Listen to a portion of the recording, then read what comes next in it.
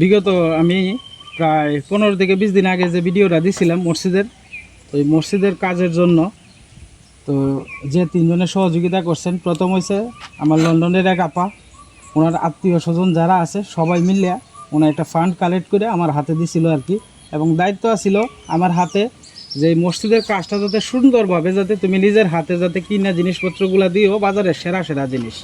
তো আমি চেষ্টা করছি বাজারের সর্বোচ্চ 510 টিন কেনার জন্য, এবং আপনারা যে দায়িত্বটুকু আমার হাতে দিয়েছিলেন এই দায়িত্বটুকু আমি পালন করার চেষ্টা করছি। তো এই কাজ মনে করেন যে দূর থেকে অনেক সুন্দরই দেখা যাইতেছে। আর কিছু কাজ বাকি রয়েছে, আমি মিস্ত্রি সাহেবের নামাই আলছি দুইটা, যে আপনার ওই এটি কি জানি বলে দুইটা যে টুলি আছে, এই টুলিগুলা শুধু বাকি রয়েছে। আমি আমার ভিডিও করার সুবিধার্থের জন্য আর কি তাদেরকে উপর থেকে আর কি নিচে নামাইছি।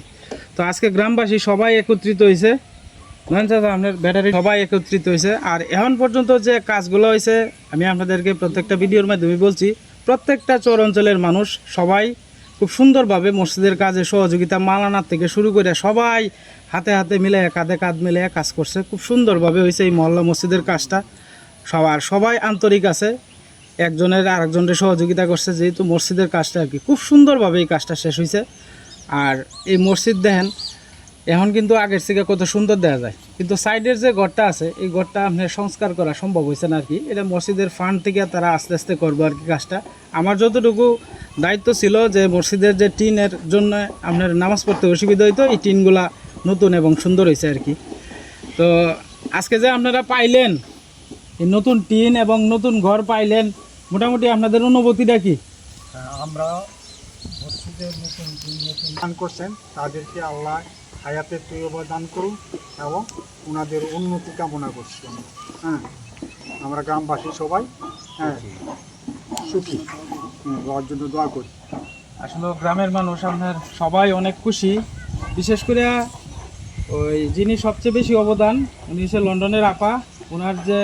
ওনার কাছে আমি যখন ভিডিওটা করি আপনাদের, এই ভিডিওটা করার পরে আমি ওনার কাছে বলছিলাম যে আপা, এই শহর অঞ্চলের মানুষগুলো তো এমনিতেই আপনার রাস্তাঘাট নাই গিয়া খুব খারাপ অবস্থার মধ্যে আছে, এর মধ্যে আপনার টিনগুলা গেছে গা, মসজিদের ফান্ডও খুব কম, ইমাম সাহেবরা যে বেতন দিব এটার টানাটানি অবস্থায় তাহে। তো সেই ক্ষেত্রে থেকে আমরা যে লাখ 2 লাখ টাকা খরচ করবো এটা খুব কষ্টকর হয়ে যায়, কারণ এদিকের মানুষ বেশিরভাগই হয়েছে গিয়া নিম্নবিত্ত মানুষ, সবাই দেখা গেছে খেতে কামারে কাজ করে, কৃষি কাজ করে। তখন ওনার কাছে যে আমি আবদারটা করছিলাম, উনি বলছে যে ভাই আমি আমার আত্মীয় স্বজন যারা আছে সবার কাছ থেকে আমি একটা ফান্ড কালেক্ট করিয়া আমি যদি এই মসজিদের জন্য কিছু করতে পারি তাই আমারও ভালো লাগবে জিনিসটা। তো মনে করেন যে আল্লাহর ইশারা ছাড়া তো গাছের পাতা ওলরে না, তো ওনার হুকুম হয়েছে, ওনার মাধ্যমে মনে করেন যে আপনাদের মসজিদের কাজটা। এরপরে দ্বিতীয় যিনি আমেরিকান প্রবাসী, তো উনিও এই কাজের মধ্যে সহযোগিতা করছেন। ওনার পরের স্থান হয়েছে ওনার আর কি। যাই হোক সবাই মিলিয়ে দিলে আরেকজনে 5,000 টাকা, এই টোটাল 3 জনে আপনার সহযোগিতা করছে আর কি। তো সবাই যে সহযোগিতা করছেন আপনাদের প্রতি গ্রামবাসী চিরকৃতজ্ঞ আজকে আপনাদের কারণেই, এবং আল্লাহর রহমত থাকতেই মনে করেন যে এই কাজটা সম্পন্ন হয়েছে আর কি। তবে এনে মনে করেন যে আপনার সামনের যে অংশটুকু ভাঙা টাঙ্গা যা কিছু দেখাইছি এগুলা মনে করেন যে আস্তে আস্তে সময় লাগবে, একার ধারাতে সব তো আর সম্ভব না। তো মনে করেন যে মসজিদের ফান্ড থেকেও কিছু কিছু করার চেষ্টা করব। আপনারা কি আর কোনো দাবি আছে আমার কাছে? না, আমাদের এই মুহূর্তে কিছু দাবি নাই। যদি আপনার বাথরুমের যে